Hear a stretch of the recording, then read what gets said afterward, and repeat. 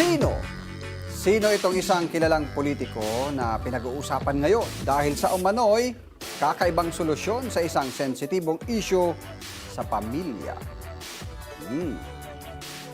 Ayon sa ating Polly Bird, may isang bata umanong iniuugnay sa nasabing politiko. Sa halip na direktang kilalanin o isama sa kanyang pamilya, ito pinili raw nitong ipaampon ng bata sa isa ring kamag-anak.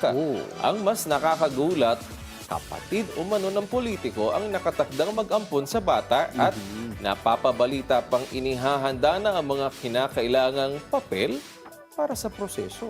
At ayon pa sa ating Poliberda, alam din umano ng kapatid ang mga kwentong kumakalat tungkol sa tunay na pinagmulan ng bata. Subalit wala raw itong tutol at handa rin umanong tanggapin ang responsibilidad.